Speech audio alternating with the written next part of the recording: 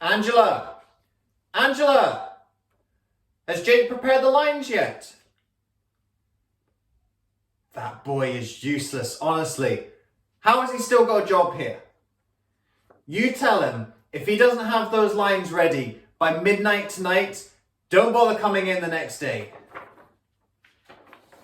When are we going to be going live? We're live now.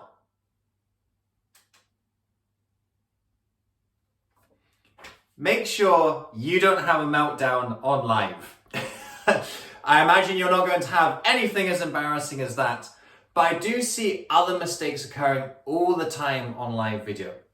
And this is really unfortunate because live video is a fantastic medium. It creates an intimate, relatable experience with your audience when you get it right. In this video, we're going to learn what are the pitfalls for you to avoid so you don't end up having a live meltdown. I did my first live video in 2016. It was in the earliest days of Facebook Live, and there wasn't really anywhere else that was doing live video. There was an app, I'm pretty sure it's not around anymore, called Periscope, and they were maybe the first pioneer into live video. YouTube were doing a little bit of live at this period as well, but I think the real pioneer for live video was when Facebook Live rolled it out. I was at a seminar over in the United States, in California, Experts Academy, and the trainer there, Brendan Bashar, was saying, you've got to get on live video. Live video in the next 18 months is going to explode. And he was correct. And I remember coming back from, I think that was day 2 or 3 of the event, going back to my room in my Airbnb, I just turned on Facebook Live on my phone, and I didn't know what to do. I thought, do I wait for people to start watching? What do I say? What do I say if no one comes on? What do I say if people do come on? And I fumbled through for maybe 90 seconds, and then I got really self-conscious and awkward and ended the live. Thankfully, my live experience is a little bit more relaxing and a little bit more effective now than it was then. I want to make sure that you don't make the same live mistakes that I was making with that very first live. And even if you've been doing live video for a little while, that doesn't mean that bad habits haven't crept in. Let's break down some of the major bad habits that I see on Facebook Live and what you can do to stop them.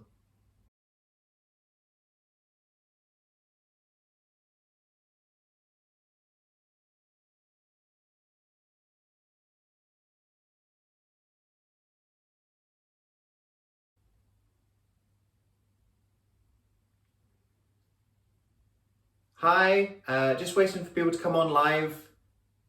Good to see you, Fred. Good to see you, Carol.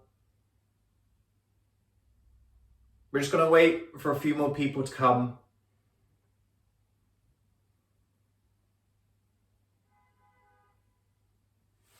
Even that car is impatient, did you hear that?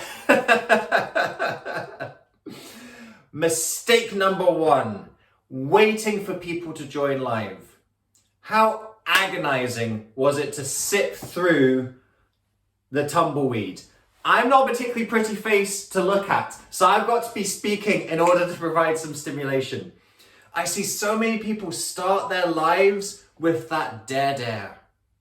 Remember, everyone, you are competing with the internet. This is distraction central. If you aren't giving people a reason to be watching, they're going somewhere else. There are plenty of cat videos waiting if you can't pull them in immediately.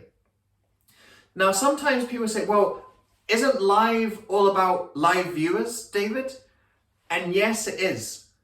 But remember that most of your viewers won't actually watch you live.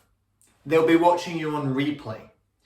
And how do you think that replay experience is like if it starts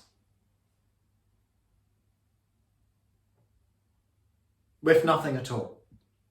So yes, you want to be catering for the live viewer, But you've also got to be thinking about the future viewer on replay. And that waiting for people to join live really isn't a good experience. And what happens if people don't join you live? How long are you going to wait?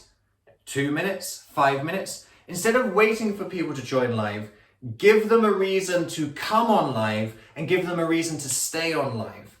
Because when people tune in, if they're just getting dead air, well, they're going to leave and find something else. So even as you're waiting for live viewers, actually when they come in, you're doing yourself a disservice because they're just going to leave again if you aren't doing anything.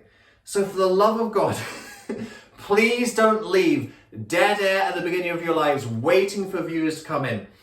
Get set, start establishing some foundations of what you're going to be speaking about in that broadcast, and it's the responsibility of your viewers to be coming in and catching up with what you're sharing at that moment in time.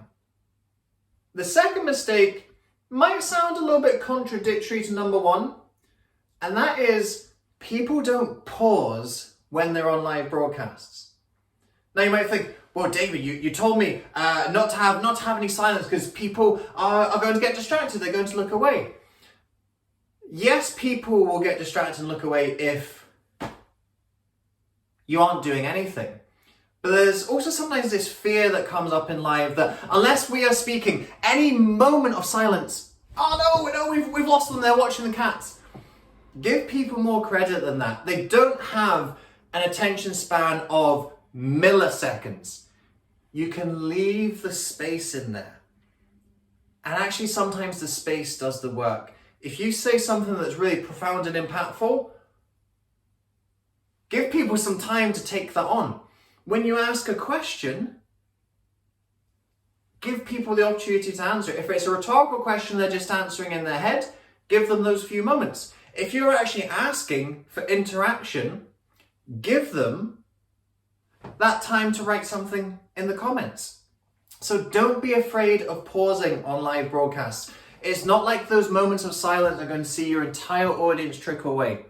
Give them more credit. We want strategic pauses where you're using the silence to do some work rather than having dead air when nothing is happening and you aren't using that silence in an effective way to amplify what you're speaking about. It's actually astonishing that we can have live communication in the era that we are right now. Even 10 years ago, it was really hard for just any average Joe to be speaking live to someone. Yes, you can do it if you're a big media company or a corporation, but the ability to just pull your phone out your pocket and have a live broadcast has only come along in the last 5 years or so.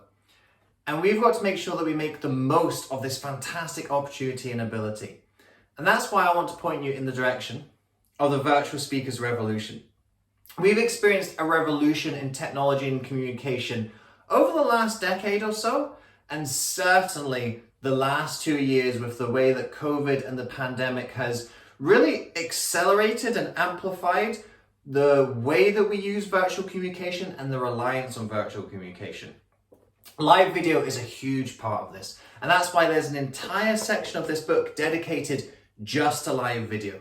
Whether that's your Facebook Lives, your IGTVs, your YouTube Lives, any way that you can broadcast yourself, this book covers what are some of the key things you need to think about, some of the mistakes that we've talked about today, for example. Also, what are some of the skills and techniques of really creating an engaging and effective live experience? Because it's still the most effective way to communicate and connect with your audience. Even when they're in countries across the other side of the world, if you are there with them in real time, it feels special. Even if they're not there in the same room with you. Make the most of this medium. Make sure that you are communicating a lot more in a live setting. Not the pre-recorded videos. Obviously, pre-recorded videos are great. This is what we're doing right now. But live is where the magic happens. If you want some more help with that, you can get a copy of the Virtual Speakers Revolution. #1 bestseller in its category on Amazon. It's an ebook, paperback, audiobook format, all of the formats. The link is down below. Get yourself a copy, get yourself live, connect with people around the world. Mistake number 3 on live is trying to be perfect. You only have one take. Yes, you can have an idea. Yes, you can maybe practice. You can try and be scripted and rehearsed, but trust me, it will never come off exactly how you expected. And that's okay, because actually that's what people want. We are screaming out for authenticity, genuineness in today's world, where often so much is filtered and choreographed, and people put personas and avatars of themselves out into the world. It's the highlights reel. We want to see things a little bit more human, a little bit more genuine. And these types of things happen on lives. It's the making of mistakes. It's the flubbing a line. I actually did it in today's video, and this is a pre-recorded video. I could technically cut it out. You may have noticed earlier on, I was talking about the benefits of live video. And when I was saying, let's look at the mistakes of live video, I accidentally said the mistakes of Facebook Live. Now, I could edit this, I could go back and re-record it, but I always try and make these recorded videos a little bit more like a live video and actually leave some of those imperfections in, because that's what people want to see. And on a live video, you've got no choice. You can't edit those imperfections out. Yes, you can not publish the broadcast after it's finished. You can take it down after it's been broadcast. If you really want to self-edit and self-censor, you can do, but I don't think you should. All sorts of stuff happen on live. Do you remember earlier on as well?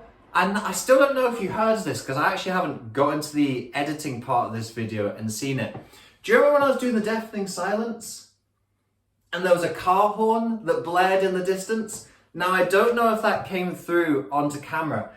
I hope it did, because it was this lovely moment of serendipity. And that's the kind of thing that you get on live. Something will happen, and if you can adapt and respond to it in the moment, it creates this feeling of authenticity. It creates this feeling of genuineness.